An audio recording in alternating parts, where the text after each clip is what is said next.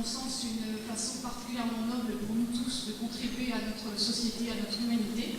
Et donc nous allons accueillir aujourd'hui Marc Corbière, qui est professeur titulaire à Sherbrooke, à l'école de réadaptation. Et comme discutant, nous aurons Yann Boulon, directeur du pôle insertion professionnelle de la structure recherche et formation à Saint-Étienne, et coordinateur du centre de réhabilitation de Saint-Étienne. Je laisse la parole, Marc. Allez.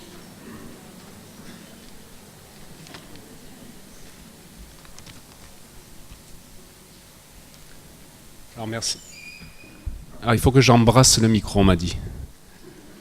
Alors bonjour à tous et à toutes. Tout d'abord, je tiens à remercier Monsieur Denis Leguet et Madame Giraud-Barrault et ainsi que le comité organisateur de Réhab pour leur douce invitation.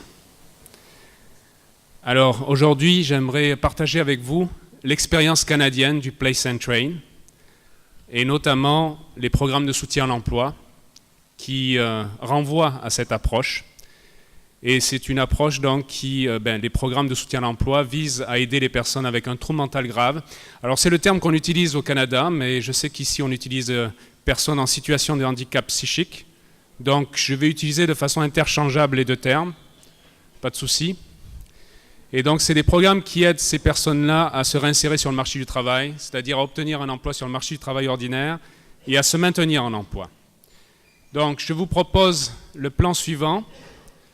Une introduction succincte de la situation professionnelle de personnes avec un trouble mental grave ou avec un handicap psychique.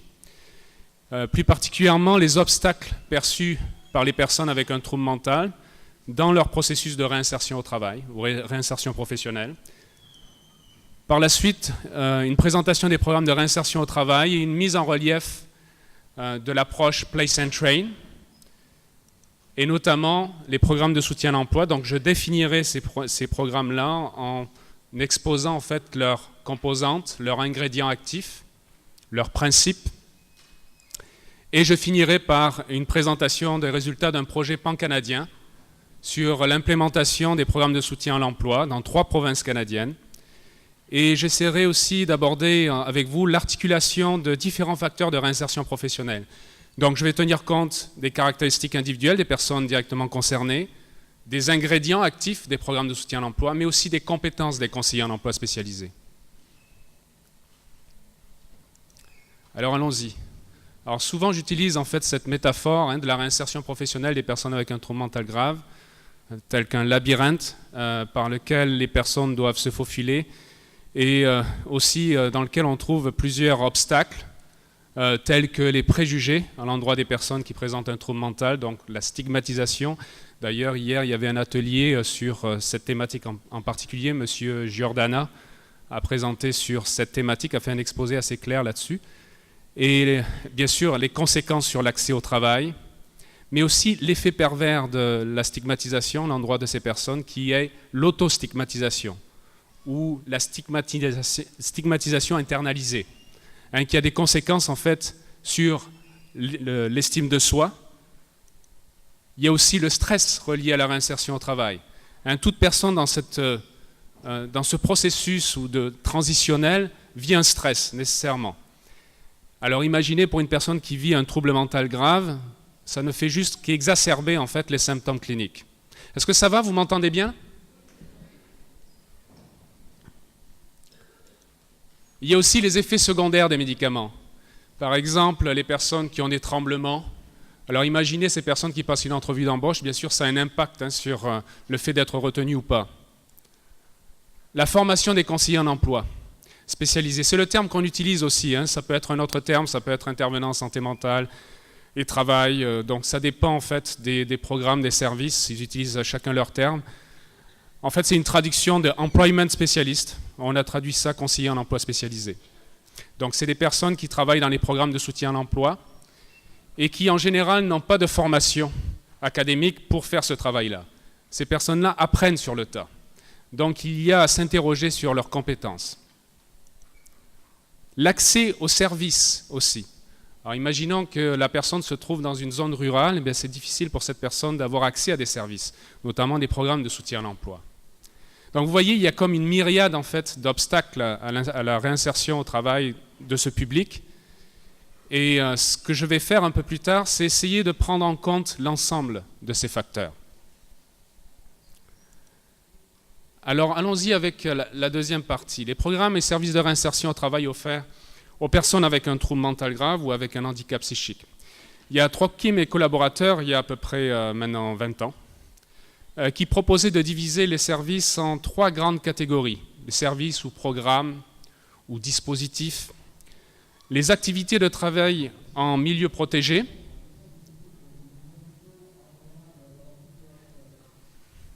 et qui renvoie en fait, si j'essaie de trouver une structure assez similaire en France, ça serait probablement les ESAT. Les entreprises à économie sociale de type A aussi en Italie. Donc c'est des ateliers, on appelle ça sheltered workshop. Est-ce que c'est possible de demander à côté de, je ne sais pas ce qui se passe, ou c'est normal? Ah ouais, d'accord. Très bien, merci. Donc, en général, ces programmes-là sont implémentés dans les murs d'un hôpital psychiatrique. C'est pour cette raison qu'au Canada, d'ailleurs, c'est devenu comme une approche complètement obsolète. Et on va plus vers une approche plus proactive, et j'en viens. Il y a aussi les formations préparatoires à l'emploi. Alors, ces activités préparatoires à l'emploi peuvent se décliner par exemple par une formation de gestion du stress, un renforcement de l'estime de soi. Oui, nous nous excusons, on a commencé un peu plus tôt. En fait, on a essayé de respecter les horaires pour finir dans les temps.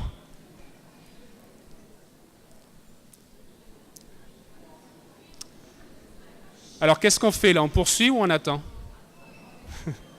Tu attends?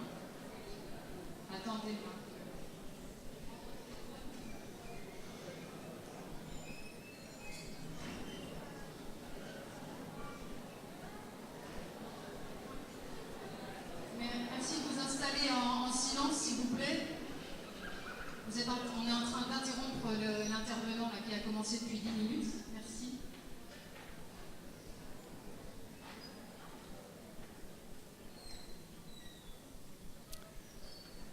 Il y a beaucoup de monde. Il y a encore quelques places un peu devant et dans les rangs sur les côtés.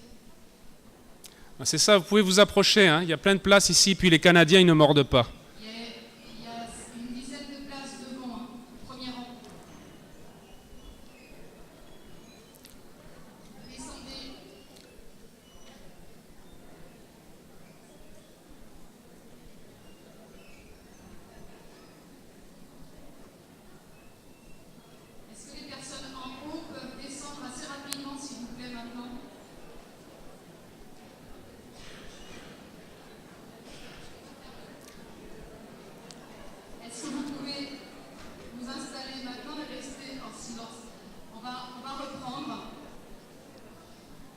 Alors on va poursuivre.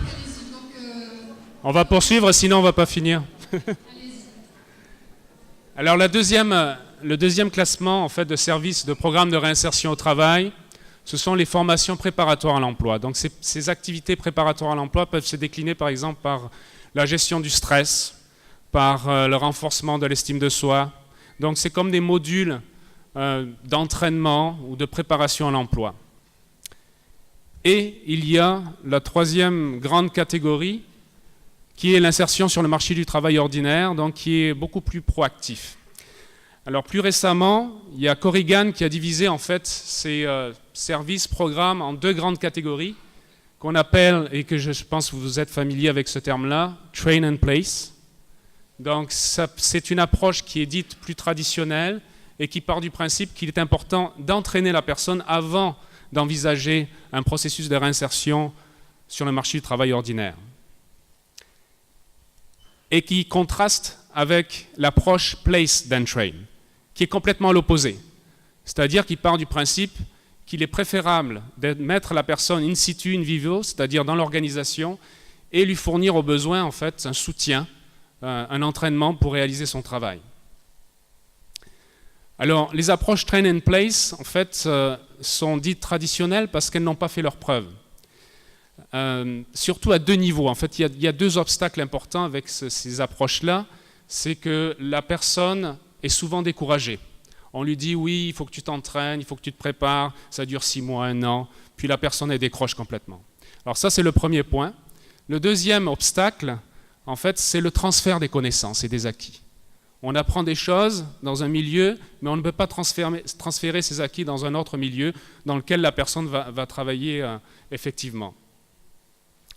Donc c'est un peu pour cette raison aussi que d'autres approches ont été créées qui répondent à l'approche Place then Train. Ce qui correspond, alors ce que je donne aussi comme métaphore souvent, c'est quelqu'un qui apprend à nager. Bon, je vois mon fils qui apprend à nager, il a 6 ans, et il y aurait 20 ans, on aurait appris les mouvements au bord de la piscine. Donc ça, c'est l'approche dite traditionnelle, je dirais. Puis maintenant, c'est plus dans l'eau. On est vraiment in vivo, in situ, dans le bain. Et on apprend les mouvements dans l'environnement, directement.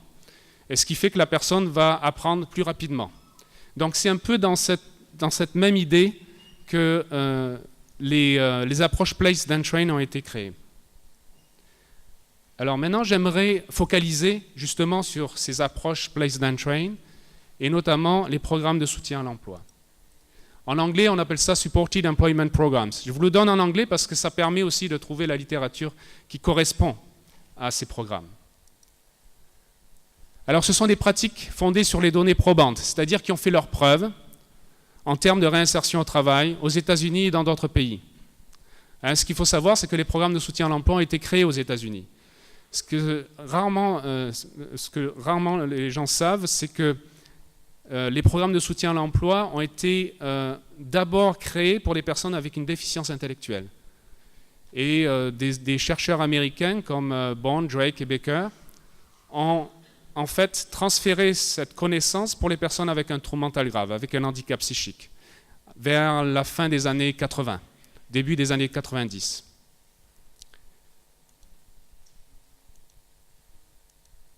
Alors, ce qu'il faut savoir aussi, c'est qu'entre 40 et 60% des participants, c'est-à-dire les personnes avec un handicap psychique qui sont inscrites dans des programmes de soutien à l'emploi, obtiennent un emploi standard qu'entre 15 à 25% qui reçoivent des services de type traditionnel qu'on a vu un peu plus tôt. Donc, ce qui fait un peu l'efficacité de ce programme. Des modèles de soutien à l'emploi, plusieurs auteurs décrivent le modèle IPS. Je pense que vous êtes familiers, certains d'entre vous, à ce modèle. Ça s'appelle Individual Placement Support. Certains auteurs disent que c'est l'approche standardisée du programme de soutien à l'emploi. Ce qu'il faut savoir, encore une fois, c'est que Drake, Bond et Baker sont très productifs dans la littérature spécialisée. Donc, ils ont mis de l'avant le modèle IPS. Mais il existe d'autres modèles de soutien à l'emploi, par exemple Choose, Get and Keep, qui sont moins étudiés. Choose, Get and Keep, choisir, obtenir et maintenir, avec quelques nuances du modèle IPS. Alors, c'est quoi la boîte noire? Qu'est-ce qu'il y a à l'intérieur de ces programmes de soutien à l'emploi? C'est quoi les principes clés? Alors, au début, il y avait 7 principes. Il y en a un 8e qui s'est rajouté. Les 7 principes sont les suivants. L'inscription est basée sur le choix du client, c'est-à-dire, quelle que soit en fait sa sévérité symptomatique, son niveau de motivation à travailler, la personne peut prétendre à s'inscrire dans un programme de soutien à l'emploi. C'est exclusion zéro. Tout le monde peut participer, tout le monde peut s'inscrire à ce programme. Normalement. Je dis normalement parce qu'il y a certains programmes qui font des sélections aussi à l'entrée. Qu'est-ce qu'il faut savoir aussi? Pour ce principe-là, je pense que... Ah oui, c'est ça, il faut que la demande provienne aussi de l'individu lui-même. On sait que ça a un impact aussi sur sa motivation. Un autre principe, c'est l'obtention d'un emploi standard et l'objectif visé. Alors, j'utilise le terme emploi standard. En fait, ça renvoie à un emploi sur le marché du travail ordinaire. Et selon les auteurs, on le définit selon 3 indicateurs. Emploi standard, c'est un travail à temps plein ou à temps partiel. C'est un emploi qui n'est pas réservé à une personne qui présente un handicap. Et le salaire et l'emploi est au moins au salaire minimum. Donc, vous voyez que c'est un emploi ouvert à tous. 3e principe, la recherche d'emploi débute rapidement après l'inscription dans un programme de soutien à l'emploi. Selon les études, ça se passe entre 1 et 3 mois après l'inscription. Donc il y a vraiment une démarche, il y a une mobilisation de l'individu pour trouver et réaliser un processus de réinsertion au travail. Bien sûr, toujours soutenu par le conseiller en emploi spécialisé. Le conseiller en emploi spécialisé travaille en étroite collaboration avec l'équipe soignante. Et c'est ce qui fait la particularité du modèle IPS d'ailleurs. Ça, c'est un des principes qui est très fort. Collaboration étroite, c'est-à-dire les deux équipes échangent sur leurs clients, à savoir quels sont les éléments reliés à la santé mentale, quels sont les éléments reliés à la réinsertion au travail. Au Canada, ce qu'on dit, c'est que l'équipe en fait, de réinsertion au travail contamine l'équipe soignante, dans le bon sens du terme, c'est-à-dire qu'il met de l'avant ses capacités de travailler. Une attention particulière est portée aux préférences intérêts professionnels du participant, bien sûr afin d'améliorer sa satisfaction au travail, mais aussi de faire correspondre les attentes du milieu organisationnel avec les intérêts de l'individu. Donc d'avoir le meilleur fit, si je peux m'exprimer ainsi, la meilleure congruence. Parce qu'on sait que s'il y a une bonne congruence, alors on assure un maintien en emploi à plus long terme. Le soutien et le suivi proposés par le CO spécialisé sont continus et sans limite dans la durée. Et ce, même si la personne a obtenu un emploi. Et toujours dans l'objectif, en fait, de se maintenir en emploi. Des fois, c'est juste désamorcer une crise. Plutôt que la personne refasse tout le processus, on intervient pour aider la personne à se maintenir en emploi. Des conseils et des informations sur les prestations sociales et les pensions relatives au handicap psychique sont fournis aux participants, parce qu'on sait que c'est un frein aussi. Les personnes directement concernées s'interrogent, si je travaille, est-ce que je vais perdre ma pension d'invalidité ou pas? Donc c'est aussi lui donner assez d'informations pour qu'elle fasse un choix éclairé. Et il y a un 8e principe qui s'est rajouté depuis peu, et par justement les auteurs Drake, Bond et Baker, que le conseiller en emploi spécialisé œuvre activement au développement d'emplois, ce qu'ils appellent, c'est vraiment une traduction littérale, c'est job development, en établissant une étroite collaboration avec les employeurs locaux. Donc, il y a un démarchage auprès d'éventuels employeurs dans la région. Alors ça, c'est les 8 principes, mais il y a d'autres principes, mais c'est les plus saillants, je dirais, des programmes de soutien à l'emploi, et qui sont souvent mentionnés dans les littératures. Alors il y a un intérêt grandissant pour leur implantation. Par exemple, au Royaume-Uni, en Finlande, en Allemagne, aux Pays-Bas, dans d'autres pays européens comme l'Espagne. Mais ce qui me surprend, c'est qu'en France, on ne trouve pas d'écrit. Alors, j'ai entendu hier qu'il y avait quand même certaines initiatives. Collectif national de l'emploi accompagné. Est-ce que la personne est là? Non? Oui. Donc, s'il vous plaît, dites votre nom, parce que je pense que c'est important de mentionner votre initiative. Vous faites partie de l'initiative. Bon. Donc, vous voyez, la personne est identifiée ici, si vous êtes intéressé. Il y a aussi à Messidor, en Charente, il y a une initiative qui va démarrer bientôt et qui est du job coaching. Donc, il y a certaines initiatives, et peut-être d'autres qu'on ne connaît pas. Ce que je dirais que ça serait important de publier vos résultats, évaluer vos programmes. Alors, il y a aussi au Japon que ça existe, à Hong Kong, au Canada, en Australie aussi. Je sais qu'il y a un collègue australien là-bas, je pense. Donc toute la côte est australienne, Brisbane, qui est aussi en Australie, Sydney, Melbourne, on trouve des programmes de soutien à l'emploi. Donc vous voyez vraiment, il y a un intérêt. Et ce qui est intéressant lorsque vous regardez les références, c'est quand même un mouvement assez récent. C'est début des années 2000. Alors l'implantation des programmes de soutien à l'emploi. Alors ce qui est intéressant, c'est qu'on voit en fait une variation importante en termes de taux de réinsertion professionnelle selon le pays et selon le contexte. Par exemple, aux États-Unis, c'est comme une revue systématique des essais randomisés sur les programmes de soutien à l'emploi. 61% des personnes inscrites dans ces programmes trouvent un emploi sur le marché du travail ordinaire. Au Canada, 45%. À Hong Kong, 70%. C'est bizarre, ça ne répond pas trop la souris. Ah, voilà. Aux Pays-Bas, 18%. Vous voyez, ces variations, elles sont importantes quand même. Alors on s'est interrogé. L'implantation des programmes de soutien à l'emploi dans divers contextes culturels, sociaux, j'ajouterai économiques, politiques, a conduit à des adaptations des composantes de soutien à l'emploi. Et par conséquent, ces adaptations peuvent avoir une influence sur la qualité des services offerts. D'où l'intérêt d'avoir une meilleure compréhension de la fidélité des programmes de soutien à l'emploi canadiens, parce que je suis un chercheur canadien, au modèle original des États-Unis, ainsi que la diversité des composantes implantées dans les programmes de soutien à l'emploi canadiens. C'est-à-dire composantes, c'est un peu les principes que je vous ai mentionnés un peu plus tôt. Donc, est-ce que tous les principes sont implémentés ou pas? Est-ce que certains principes ont un effet levier pour la réinsertion au travail? Donc, ce sont des questions que nous nous sommes posées. Donc, très linéaire, on répond à un appel d'offres aux instituts de recherche en santé du Canada. Et on a obtenu des fonds pour faire une recherche pan-canadienne sur l'implantation de ces programmes-là dans 3 provinces canadiennes, sur les aspects programmatiques, organisationnels et individuels de l'implantation des programmes de soutien à l'emploi. Donc, plusieurs niveaux d'analyse afin de mieux comprendre l'articulation de tous les éléments pour prédire la réinsertion au travail. Alors, les collègues qui étaient associés à ce projet sont Daniel Reynard, Eric Latimer et Tania Lecomte du Québec, Bonnie Kirsch et Paula Goering de l'Ontario et Elliot Gorner de Simon Fraser University, donc en Colombie-Britannique, à Vancouver. Donc, vous devinez à peu près où a eu lieu l'étude. Alors, je fais un peu de pub pour le Canada. Hein, c'est vraiment beau, le Canada. Regardez. Montréal, ici. Donc, l'étude était implantée dans 3 grandes zones urbaines, mais bien sûr, tout autour, aux périphéries aussi de ces zones urbaines. Ici, on a Toronto, en Ontario, avec la tour CN.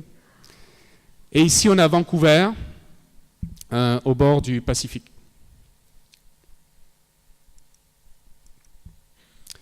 Les partenaires de l'étude, en fait, c'est 24 programmes dispersés dans les 3 provinces canadiennes, qui sont ici listés. Et l'objectif de l'étude, c'était plus particulièrement de déterminer l'efficacité de chaque composante ou de chaque principe de soutien à l'emploi en évaluant les résultats d'insertion des personnes avec un trouble mental grave ou un handicap psychique, tout en considérant les caractéristiques de ces personnes. Alors quand je dis caractéristiques, ça peut être caractéristiques socio-démo, âge, sexe, niveau de scolarité, mais c'est aussi la motivation à trouver un emploi, la sévérité des symptômes, donc cliniques, cognitifs, etc. Et celle des conseillers en emploi œuvrant dans les programmes de soutien à l'emploi, donc notamment les compétences et l'alliance de travail.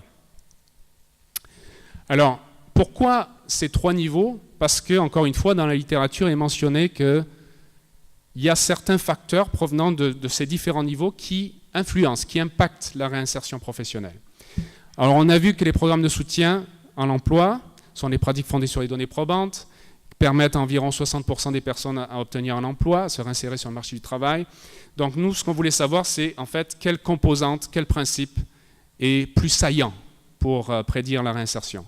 Un deuxième niveau, c'est les instigateurs en fait de cette approche, Gary Bond, Bob Drake, Debbie Baker, précisent que selon le conseiller en emploi spécialisé, le taux de succès de réinsertion au travail peut osciller entre 25 et 75%. C'est énorme. Donc, d'autres auteurs préconisent d'évaluer les compétences des conseillers en emploi. Donc, d'où l'accent d'évaluer ces éléments-là, mais aussi l'alliance de travail, qu'on va voir un peu plus tard.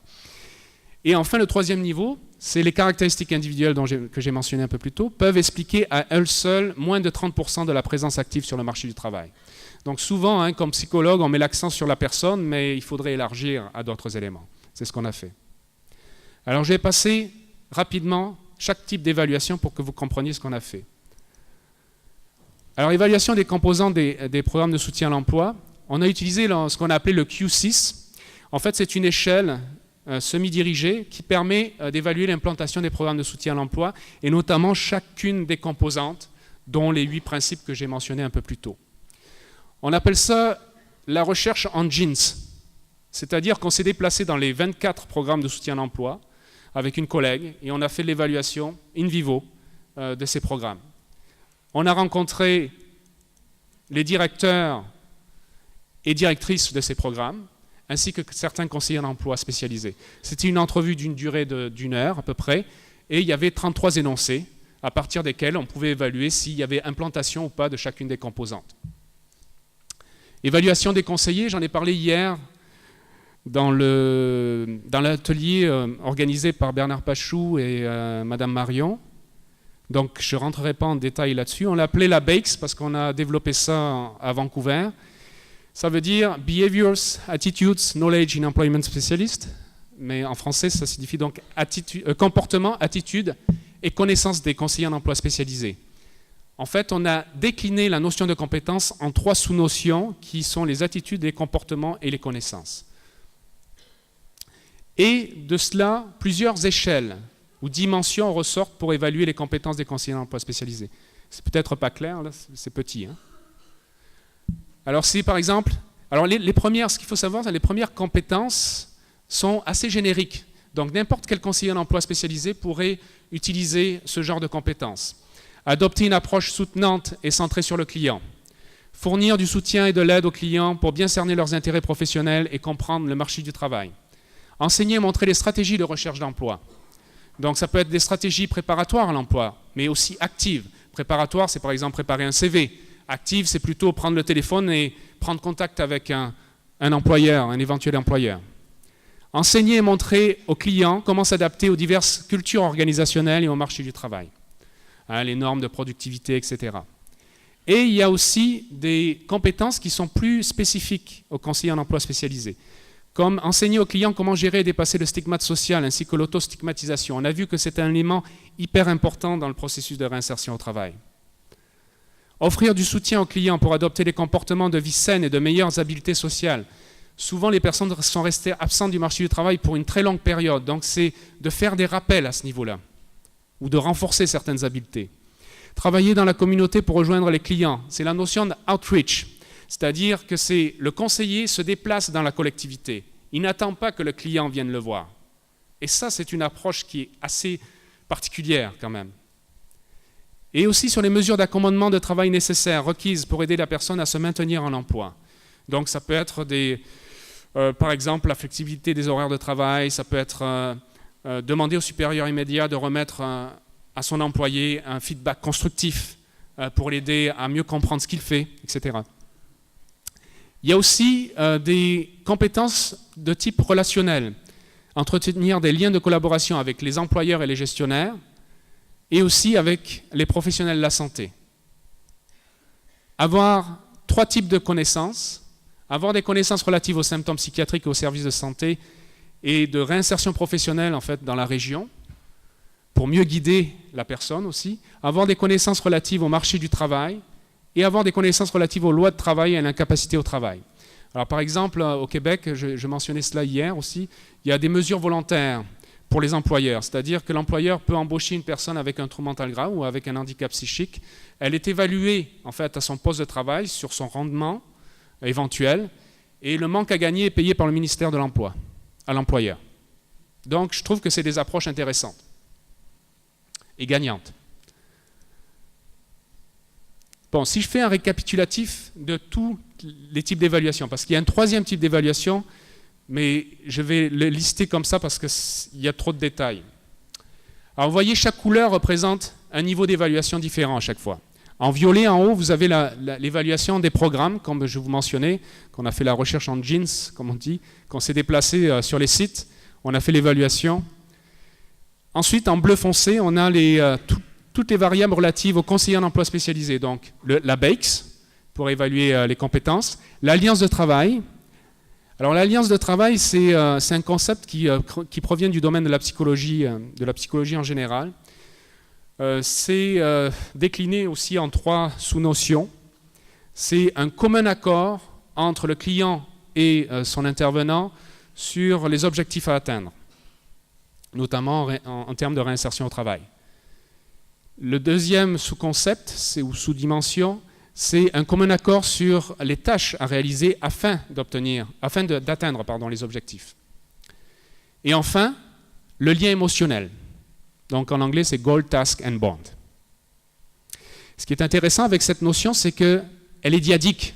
C'est-à-dire qu'il y a la perception du conseiller en emploi spécialisé, mais aussi la perception du client en tant que tel, vis-à-vis de son alliance avec son intervenant.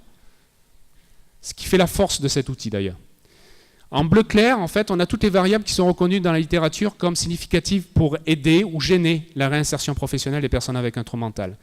Alors les aspects sociodémographiques, l'âge, le sexe, niveau de scolarité, motivation à trouver un emploi, les obstacles perçus à la réinsertion au travail, mais aussi le sentiment d'efficacité pour les surmonter. L'estime de soi en tant que travailleur est une autre variable importante. L'estime de soi générale n'est pas suffisante pour prédire, nous aider à comprendre la réinsertion professionnelle. Donc on a développé un outil et validé un outil qui s'appelle l'estime de soi en tant que travailleur. Comment je me sens satisfait ou pas de moi-même en tant que travailleur, vis-à-vis de moi-même et vis-à-vis d'autres collègues aussi. Le fonctionnement social, bon, l'Alliance de travail en a parlé, les symptômes psychiatriques, on a fait une échelle autodéclarée sur les perceptions des symptômes, la sévérité des symptômes, abus de substances ou pas, drogue et alcool, entrevue diagnostique, on a fait vraiment cela de façon très standardisée, ça a duré à peu près 1h30 pour poser le diagnostic psychiatrique. Donc c'est basé sur le DSM-4. Ici, en France et en Europe, c'est la CIM, Classification internationale des maladies, donc qui est assez équivalente.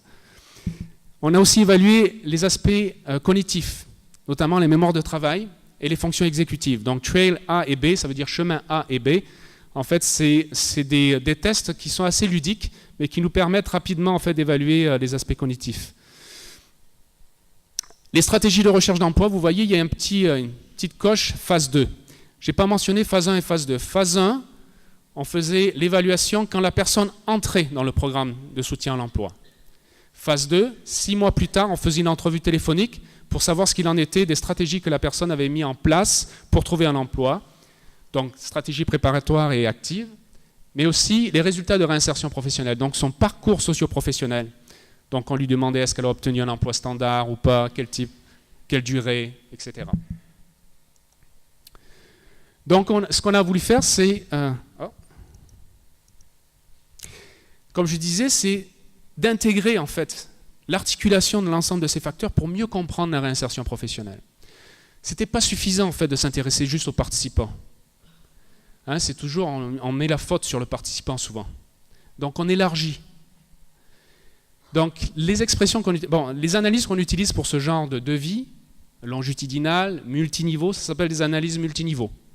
C'est assez simple à comprendre. Vous voyez ici, les expressions qu'on utilise, c'est que 606 participants, en fait, il y a eu 606 qui ont participé à l'étude, sont nichés à l'intérieur de 97 conseillers en emploi spécialisés, qui sont nichés à l'intérieur de 24 sites.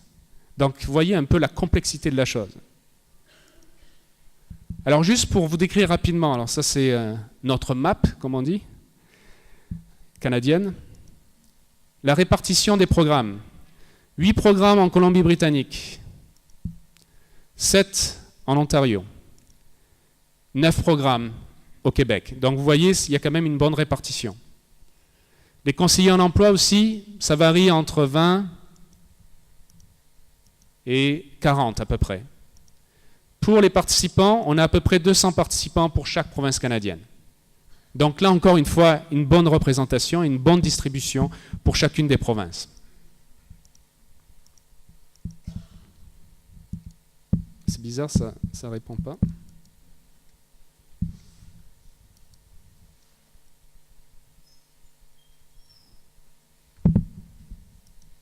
Bon, alors là, je ne sais pas comment on va faire. Ouais. Est-ce que c'est possible de changer la souris, s'il vous plaît ? Est-ce que quelqu'un pourrait la changer ? Support. On va essayer un autre support.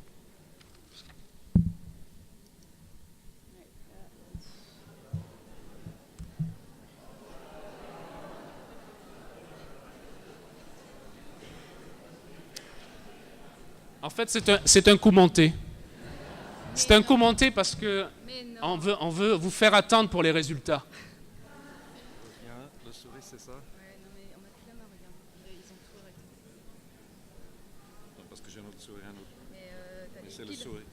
C'est Comment? les piles qui marchent pas. Bah, on substitue avec un autre souris, puis basta. Oui, mais ah oui. Pas de souris? Bah, je vais mettre un autre. Si, j'ai un autre souris. Ah si, vous en avez une? Oui. Donc, je mets d'accord. Des piles? On a changé le Et donc, ouais, Ça, c'est à moi, donc tu me le rends à la fin. Ben oui, ben c'est gentil, merci. Ah, Et qu'est-ce qu'on ferait sans les Australiens, je vous dis? C'est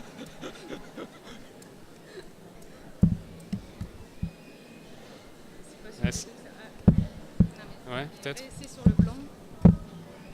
Normalement, ça va. Putain, c'est pas possible.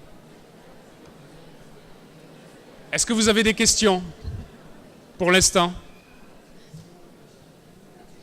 Juste essayer pour voir si ça se déplace. Non, ça se déplace pas. il faut rester appuyé dessus. Hein. Non? Il n'y a pas quelque chose à faire? Ouais, est-ce que je peux avoir la main sur le clavier et je passe les slides? Oui, on va faire. Ah, Non, oui. mais laissez ça. Pas un truc brillant. Rien qui bouge. Hein. Non, mais c'est parce qu'il y a un truc à activer, non, sur votre souris. Pour Il qu'elle soit reconnue. est activé. Ah bah attendez, parce qu'il n'est pas démarré encore. Alors. Ah, l'ordi n'est pas, c'est de l'ordi. Non, c'est l'ordinateur que... Il y a tout le système de sécurité. Mais, On y va. Alors, on parlait de stress à la réinsertion au travail, je vous dis que là, il y a du stress là. Tu improvises. On improvise. Yes. Alors, une histoire australienne, s'il vous plaît.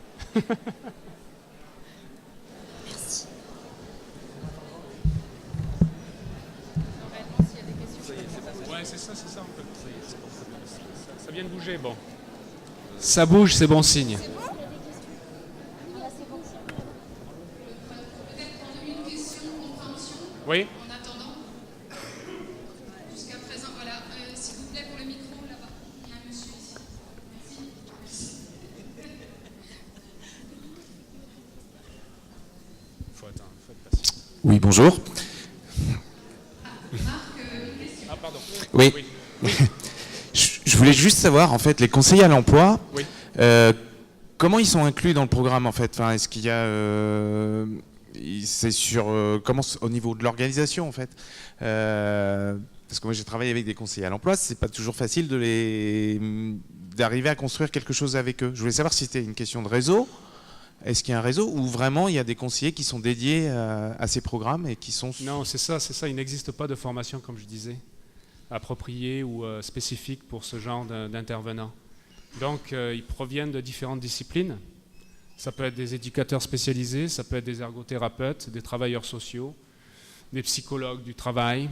Ouais. Donc, c'est tout venant. D'accord. En fait, la formation, ils la font sur le terrain, en tant que telle.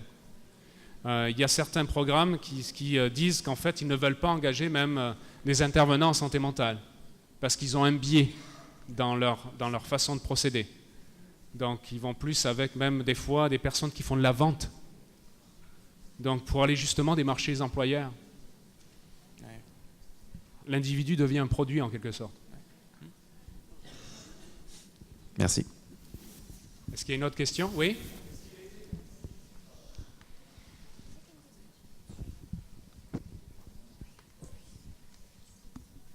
Il faut réinstaller, j'imagine. Bonjour. Est-ce qu'il a été facile d'obtenir l'adhésion des professionnels pour l'évaluation? J'imagine que, enfin, moi je transférais ça au niveau des infirmiers. Est-ce que ce serait facile d'évaluer les infirmiers comme ça sur l'évolution des Mais patients? certainement, parce qu'on adopte un dispositif de confidentialité. On passe par un comité d'éthique. Donc, si on n'a pas en fait l'approbation du comité d'éthique, on ne peut pas faire cette évaluation, en fait, qui assure la confidentialité des informations remises. Donc, il y a... Ouais. C'est Angers 6 jours. Et donc, c'est ça. Donc, il n'y a pas vraiment d'hésitation à participer à l'étude, parce qu'on respecte la confidentialité. On ne fait pas de lien personnalisé entre tel conseiller, telle personne... Donc ça reste en fait, la personne a un identifiant, puis on fonctionne avec les identifiants.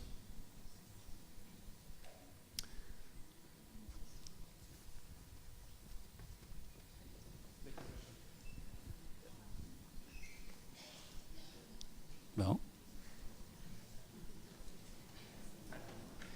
Une autre question? Oui, s'il vous plaît. Oui. Là.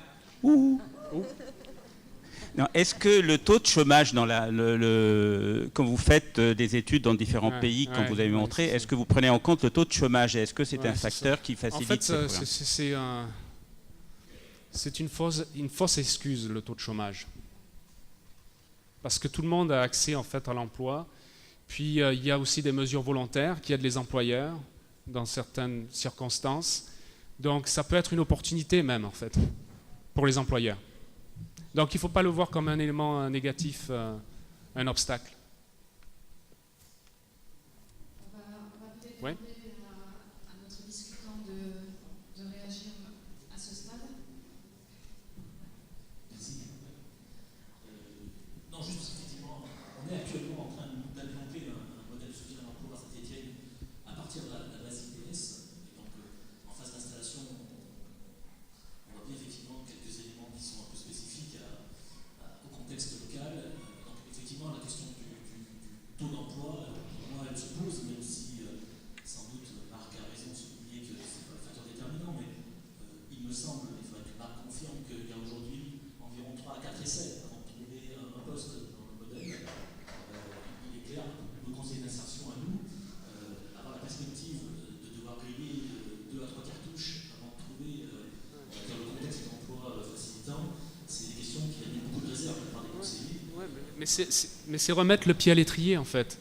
Et là encore une fois, il ne faut pas le voir comme un obstacle, mais plutôt comme en fait des essais-erreurs. La personne, ça va lui permettre de tester certaines choses aussi qu'elle apprécie ou moins, et qu'elle apprécie moins en milieu organisationnel. Donc d'avoir 2, 3, 4 emplois, ça peut être en général, même dans certaines études qu'on a publiées, en fait c'est dans le mieux. La personne va trouver un emploi qui correspond davantage à ses besoins, donc, au bout de 3, 4 emplois. Donc ce qui est important aussi, c'est la notion de maintien en emploi. Ce n'est pas nécessairement maintien dans le premier emploi obtenu, mais c'est aussi maintien sur le marché du travail ordinaire qui est plus important selon nous. Je suis convaincu de ça du point de vue de la personne. J'ai plutôt réserve côté d'employeur, parce que c'est aussi un moment donné une situation sur laquelle on négocie des choses, et quand ça se passe plus ou moins bien, même si le point de vue de la personne c'est plutôt intéressant, derrière il faut retourner à la négociation, et ça, même ça impacte notre capacité ensuite de trouver de l'emploi. C'est ça. Mais s'il y a une bonne collaboration avec l'employeur aussi, on connaît les postes de travail. Donc on peut arrimer en fait les besoins de l'organisation et les besoins de l'individu aussi. Si bien sûr il y a divulgation du trouble mental en milieu de travail, ça c'est une autre problématique aussi. Si le client décide de ne rien divulguer, ben, c'est difficile d'intervenir en milieu organisationnel. Ces configurations-là qui sont impactantes. Et nous aujourd'hui, en tout cas sur la mise en place, le démarrage qui concerne peu d'accompagnement, on est en train d'abord de faire en sorte que les conseillers à l'emploi passent leur temps dans les entreprises, sur les prétextes dont ils n'ont pas souci spécifiquement, pour effectivement pouvoir créer du lien, découvrir les environnements de travail, avant qu'on active la file d'accompagnement, dont on sait que ça va pouvoir être plus précis dans l'analyse. Très bien. Je vous remercie. Je crois qu'on a repris la main sur la technique, c'est pas mal. Marc, il vous reste... c'est juste pour que je gère le temps. Ouais. Est-ce que c'est possible d'y aller directement à la diapo, plutôt que de passer comme ça? Bon, allez-y, on y arrive, allez-y. Allez. Déjà vous.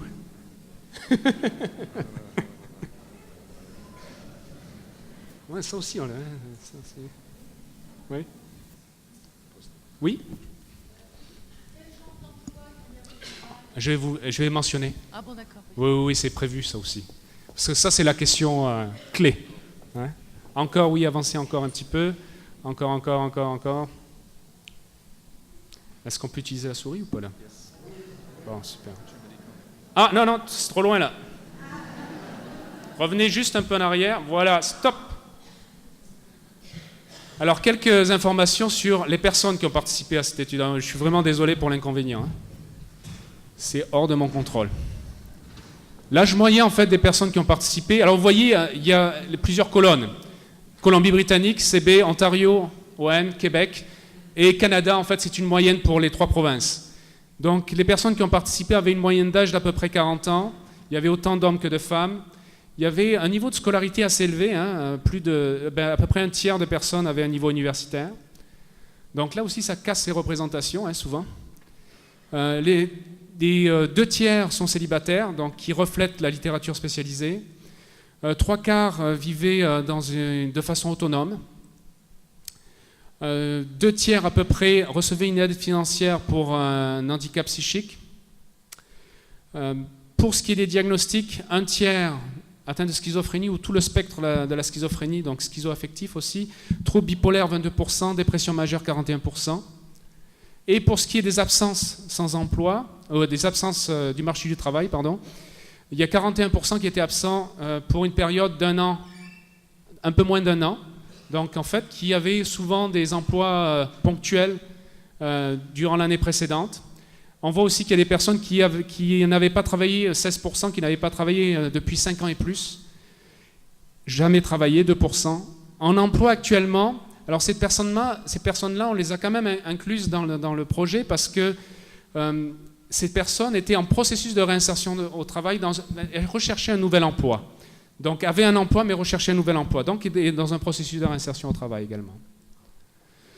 Juste pour vous donner rapidement un descriptif, vous voyez, en violet, 606 participants à la phase 1. De ces personnes-là, il y a 81% qui ont participé à la phase 2, donc ce qui est un taux vraiment intéressant. Et de ces personnes-là, il y a 50% qui ont obtenu un emploi entre phase 1 et phase 2, et 43% un emploi standard, comme je l'ai défini un peu plus tôt.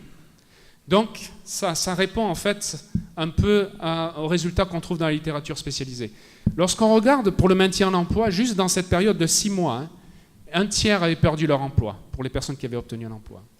Donc, la réinsertion, ce n'est pas juste l'obtention, c'est aussi le maintien en emploi. Alors, pour répondre à votre question, voici la réponse, entre autres. Ça touche différents secteurs d'activité, les types d'emplois obtenus. Donc ça peut être aide cuisinier, assistant technicien, commis comptable, entretien, infirmière, guide touristique, réceptionniste, vendeur, révision de manuscrits. Donc vous voyez, ça touche tous les secteurs d'activité. Donc là aussi, ça casse aussi des représentations qu'on a souvent de ces programmes-là. Alors les analyses des résultats en tant que tels. Ah, ça réagit là. Ben, on pourra en discuter peut-être après, là, sur les types d'emplois. Alors ce qu'on a fait, c'est on a pris chaque niveau de façon séparée pour savoir quelles étaient les variables de chaque niveau qui étaient significativement reliées à la réinsertion au travail. Alors bon, vous allez voir, il y a plein de chiffres et tout ça, ça veut dire quoi là? Juste vous dire odd ratio. Ah, c'est ça, je ne peux pas diriger. Si? Oui. Odd ratio, en fait, ça veut dire risque relatif.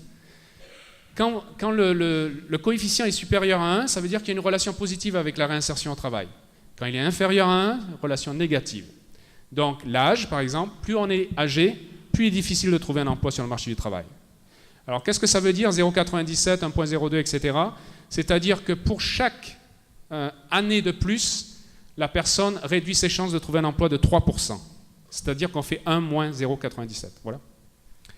Donc l'âge, c'est une variable, motivation à trouver un emploi, obstacle perçu à l'insertion, alliance de travail perçue par le client, les stratégies de type préparatoire et active, les déficits cognitifs, mais le chemin A, donc plus les repères spatio-visuels, durée de l'absence du marché, du travail.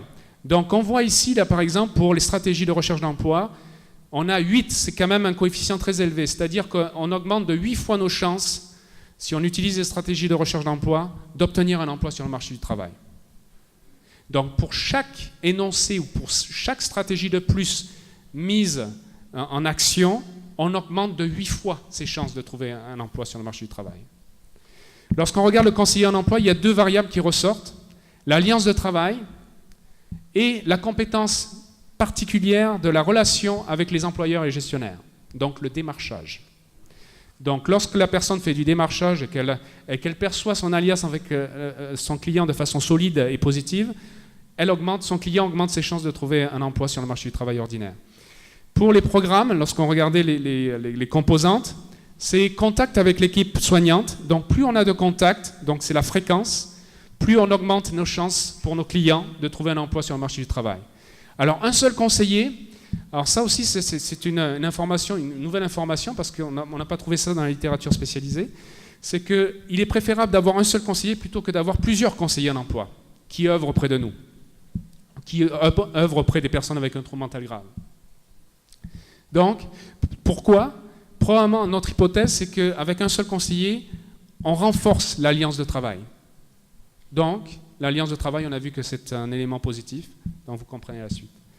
Alors, on a pris toutes ces variables Et on les a mises ensemble et on a fait vraiment les 3 niveaux ensemble pour voir en fait, parmi les 3 niveaux, lesquels sont significatifs. En fait, il y en a juste 4. L'âge, les stratégies actives, durée d'absence et alliance de travail. Alors si je traduis, plus la personne est jeune, plus elle met en place des stratégies actives de recherche d'emploi, plus sa durée d'absence est courte, plus son conseiller perçoit une alliance de travail positive avec son client, plus la personne augmente ses chances de trouver un emploi sur le marché du travail ordinaire. Alors c'est intéressant parce que tous les aspects cliniques cognitifs ne sortent pas. Parce que ce n'est pas juste les résultats significatifs qu'il faut regarder, c'est ceux qui sont non significatifs aussi. Alors pour résumer, donc j'arrive... Les programmes de soutien à l'emploi ont montré des résultats similaires à ceux obtenus dans d'autres études. Près de la moitié des participants de l'échantillon ont décroché un emploi, 43% un emploi standard. 61% l'avaient toujours maintenu 6 mois plus tard, mais ça veut dire qu'à peu près 30%, plus de 30% l'avaient perdu. Donc il faut s'interroger là-dessus. Pour les variables, si je mets la lunette sur les facteurs personnels, donc les caractéristiques de l'individu, dans une autre étude qu'on avait menée, on avait vu que les variables, en fait, pour prédire la réinsertion au travail, sont comme séquentielles, c'est-à-dire l'obtention d'un emploi est en général prédite par les actions mises en place pour trouver un emploi, donc les stratégies de recherche d'emploi actives, qui sont prédites par les stratégies de recherche préparatoires, qui sont prédites par les motivations à trouver un emploi, et qui sont prédites négativement. Vous voyez, à chaque fois, il y a un moins ou un plus, ça indique la direction. Plus on perçoit d'obstacles, moins on est motivé, moins on met de stratégies de recherche d'emploi actives et préparatoires à l'emploi, et donc moins de chances d'obtenir un emploi. On a vu que dans cette étude-là pan-canadienne, sur l'implantation des programmes de soutien à l'emploi, les 2 variables vertes ne sont pas sorties significatives. Il s'agit de l'estime de soi et de la sévérité des symptômes. Ce qu'on sait par contre, c'est que ces variables-là ont un effet indirect sur la perception des obstacles à la réinsertion au travail. Donc si on veut travailler sur la perception des obstacles à la réinsertion au travail, il est important aussi de considérer l'estime de soi de la personne, l'autostigmatisation, la sévérité des symptômes. Mais ce qui est le plus déclencheur, en fait, pour trouver un emploi, c'est les stratégies, c'est les comportements. La durée de chômage aussi a un impact, vous voyez, direct sur l'obtention d'un emploi. Alors, ce qui est intéressant dans cette étude, alors ça c'est un petit icône. Alors, comment je vais aborder ça rapidement? Un disque rempli de réinsertion au travail, ok, à 100%. Avec ces variables, on explique juste 8%. Donc 8% de ces variables contribuent à la réinsertion au travail. Vous voyez, c'est peu. C'est pour cette raison qu'on a ouvert à d'autres variables. Et j'ai juste le diapo et je finis. Alors on a vu que c'est important de s'intéresser aux personnes avec un trouble mental. Donc tout ce qui est caractéristiques perception, aussi les conseillers en emploi spécialisés, notamment l'alliance de travail, qui est vraiment importante. L'alliance de travail aussi, c'est en psychothérapie ou en psychologie, de façon plus large, c'est un facteur commun pour les effets thérapeutiques.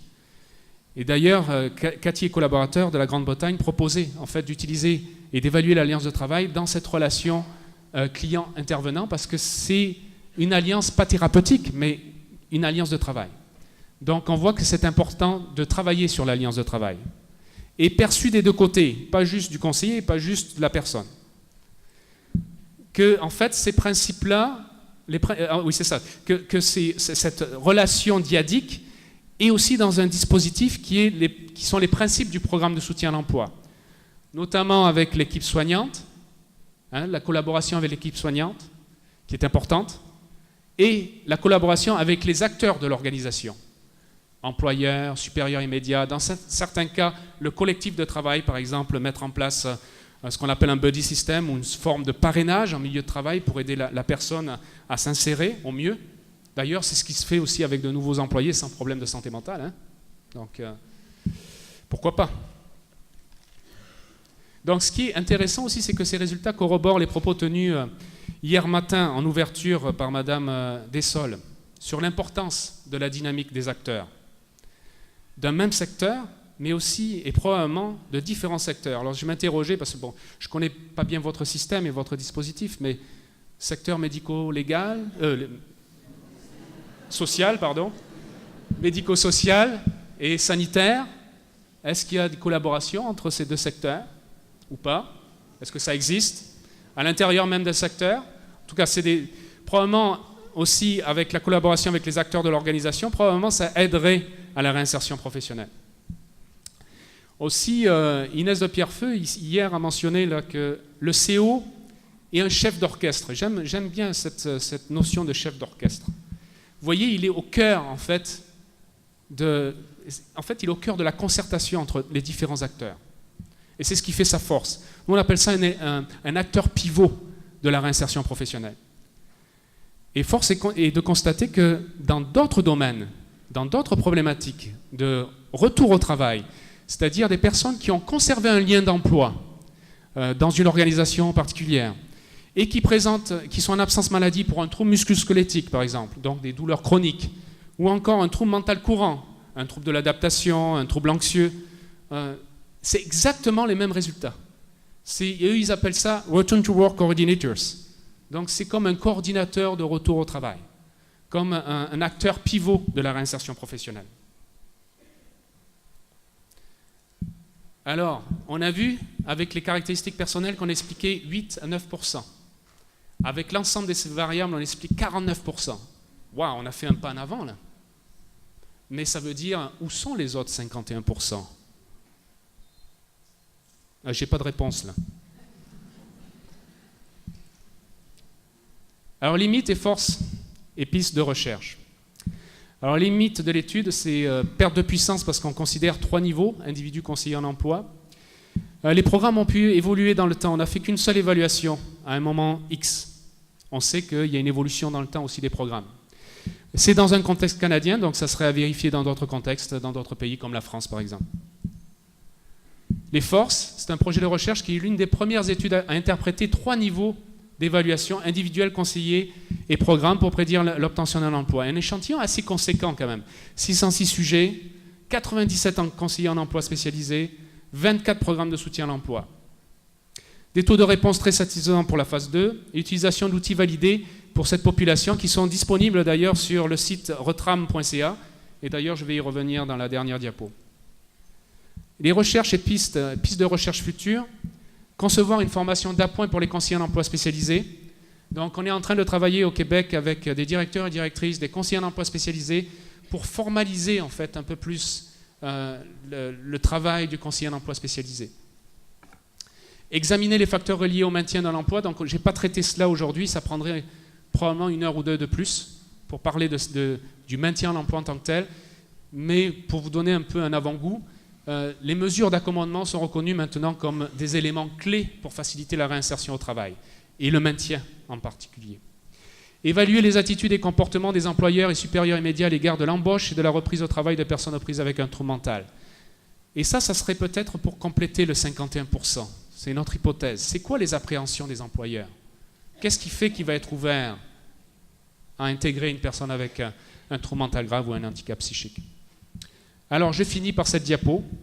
Je vais faire la pub du numéro spécial qu'on a co-organisé avec Bernard Pachou, qui est là-bas.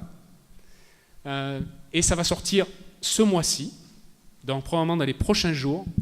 Un numéro spécial qui inclut en fait des acteurs internationaux et qui s'intitule « Pratique et intervention de soutien à l'insertion professionnelle des personnes présentant des troubles mentaux graves. Résultats et pistes de recherche ». 8 papiers avec différents axes sur les interventions, programmes de soutien à l'emploi, entreprises à économie sociale, des modèles hybrides, les ESAT aussi sont mentionnés. Bernard fait en introduction le contexte même de la France. Je trouve que ça fait pas mal le point sur la thématique. Ça, c'est le premier axe. Deuxième axe, des interventions connexes, TCC de groupe, associés au programme de soutien à l'emploi, remédiation cognitive, et les éléments plus qui touchent l'employeur, donc stigmatisation, divulgation du trouble mental. Bref, ça fait pas mal le tour. 3 autres choses aussi. Nos ouvrages collectifs publiés aux presses de l'Université du Québec dans les 3 dernières années. Donc, en 2011, on a publié du trouble mental à l'incapacité au travail avec Marie-Josée Durand, et dans lequel on peut trouver des interventions, des outils pour faciliter la réinsertion au travail. Mais vous avez entendu, j'ai parlé de retour au travail. On fait la distinction entre réinsertion et retour. Retour, c'est plus la personne a conservé un lien d'emploi avec une organisation spécifique. Donc elle est en absence maladie en vue de reprendre son travail. Donc TMS aussi, on parle des troubles musculo-squelettiques. Le deuxième ouvrage, je sais que beaucoup le connaissent ici aussi, Manuel de réadaptation psychiatrique, dont les co-directeurs sont Tania Lecomte et Claude Leclerc. Donc c'est des interventions de fine pointe pour la population qui vous intéresse. Par exemple, programme de soutien à l'emploi, TCC, intervention familiale, etc., des outils. Et enfin, le livre sur les méthodes quantitatives et mixtes, c'est un ouvrage qu'on vient juste de publier il y a un mois, un ouvrage collectif dans lequel il y a 26 chapitres sur ces méthodes. Et ça pourrait vous intéresser. En tout cas, hier, j'ai vu dans les ateliers qu'il y avait un intérêt pour les approches qualitatives, entre autres. Donc ça pourrait être un ouvrage intéressant pour cela. 26 chapitres, et chaque chapitre comprend à peu près 20-30 pages, aspects théoriques et pratiques. Donc la personne peut suivre le chemin des auteurs pour réaliser en fait la méthode qualitative et quantitative. Et c'est un ouvrage en français, ce qui est plutôt rare. Et je finirai par aussi à l'instigation des suggestions de M. Vidon hier et de Mme Giraud-Barrault, qu'il est important en fait d'avoir des sites internet pour trouver des outils et des interventions. Donc je vous invite à aller sur notre site retram.ca. Alors je vous donne deux informations. Si vous y allez, vous allez voir sur la page couverture, en haut à droite, centre des membres, vous cliquez dessus et vous mettez les informations suivantes: réintégration pour utilisateur, mot de passe Retram. Et vous aurez accès à des outils gratuits, à des articles aussi gratuitement. Et vraiment spécifiques aux personnes qui présentent un handicap psychique. Voilà, merci beaucoup pour votre attention.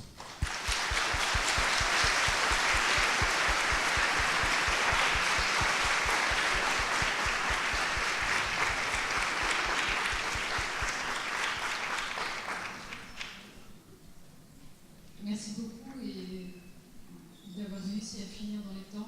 On s'excuse pour le retard pris. On va prendre 5 minutes encore, et ça c'est pour les conférenciers suivants. On finit à midi. Je laisse la parole à Yann pour 2 interventions. On prendra 1 ou 2 questions très très courtes pour pouvoir finir à midi. Merci. Oui, rapidement, Denis Leguet, qui est un adepte du soutien et de la mise en confiance, m'avait dit que tu avais 2 ou 3 questions pertinentes à poser, pas plus. Merci Denis, mais au début du temps, je vais pouvoir faire un peu différemment. Juste effectivement quelques remarques par rapport à l'intervention de Marc. Alors pourquoi on a fait autant de retard en France? Il y a sans doute plein de raisons. Alors d'abord parce qu'on a un parc automobile qui est majoritairement diesel, on est toujours un peu plus long à la mise en détente, donc ça doit peut-être jouer. Il faut aussi venir plus souvent.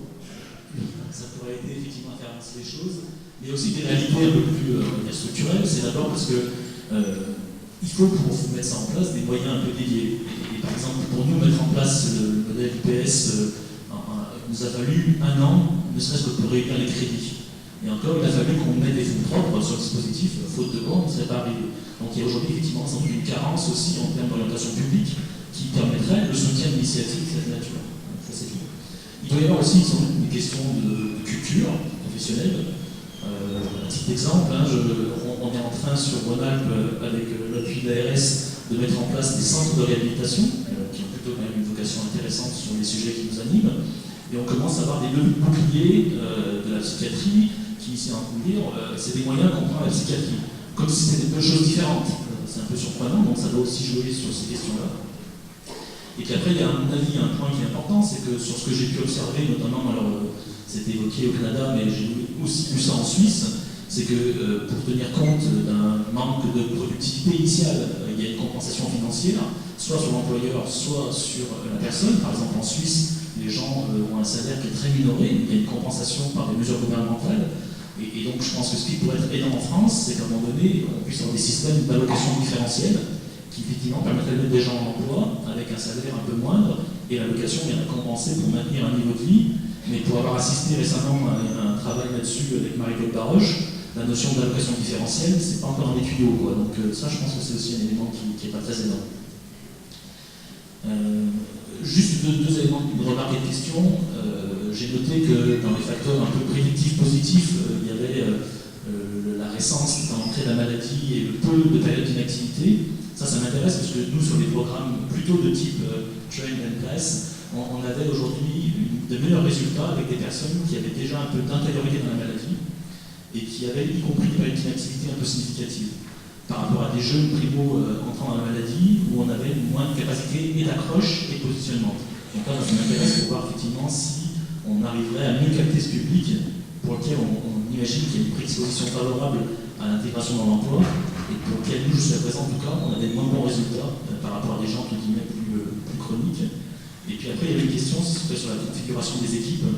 Est-ce qu'il y a une configuration plutôt médicale avec une acculturation de l'emploi, ou est-ce qu'on a plutôt des structures qui sont plutôt issues du secteur de l'emploi et qui ont mis en place une forme de médicalisation? Est-ce qu'il y a des configurations différentes? Est-ce que ça a un effet ou un levier sur les prises en charge?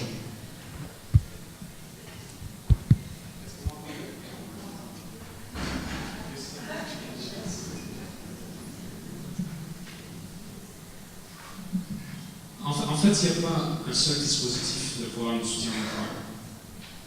De tout ce qu'on a remarqué dans les 3 provinces canadiennes, on peut avoir un dispositif où il y a vraiment une étroite collaboration, dans le sens où l'équipe soignante et l'équipe de conseillers d'emploi spécialisés sont localisées au même endroit. Souvent, ça se passe dans un hôpital psychiatrique. Donc, ça a plus une couleur médicale, je dirais, dans ce sens-là. Et on voit des programmes de soutien à l'emploi qui sont implémentés dans la collectivité. Donc qui se refusent même d'être du modèle médical, qui n'ont même pas de lien avec l'équipe soignante, parce que leur objectif, c'est d'insérer la personne sur le marché du travail. Donc, on voit toutes sortes de modèles, ça dépend en fait de la philosophie du directeur ou de la directrice, des fonds aussi. Souvent, quand c'est dans un hôpital psychiatrique, les fonds proviennent du ministère de la Santé. Quand c'est dans la collectivité, ça peut aussi venir du ministère de la Santé, mais c'est plus du ministère de l'Emploi en général. Donc, les différents ministères injectent de l'argent selon la localisation de la structure, selon les liens avec les différentes équipes soignantes ou pas. Ça n'a pas d'impact significatif ni sur l'organisation ni sur les résultats. On a vu un peu plus tôt que d'avoir un contact avec l'équipe soignante, c'est important. Hein, c'est un facteur prédictif. Toutefois, qu'est-ce qu'on entend par fréquence de contact? Il y a certains, comme Arimage, par exemple, à Montréal, qui est une structure, qui est un programme de soutien à l'emploi. Eux ont des contacts plus ou moins fréquents, c'est-à-dire qu'ils se déplacent, qu'ils vont dans l'équipe soignante pour discuter, par exemple, d'un cas particulier, donner l'information à l'équipe soignante. L'équipe soignante peut donner l'information à l'équipe de conseillers en emploi spécialisé. Donc, ça dépend aussi d'où vient le participant. Où est son équipe soignante? Donc, c'est de créer des alliances avec des équipes soignantes distribuées sur le territoire québécois ou dans une autre province canadienne. Donc, il n'y a pas un modèle. C'est pour ça il ne faut pas avoir ce côté un peu religieux. D'ailleurs, on en parlait avec mon collègue Bernard. Il faut sortir en fait de ce cadre-là. Il faut faire ça. Il faut adapter en fait en fonction des besoins, en fonction des ressources financières et être créatif. Donc, j'imagine qu'en France, on est créatif. On va arrêter sur cette bonne proposition. Soyons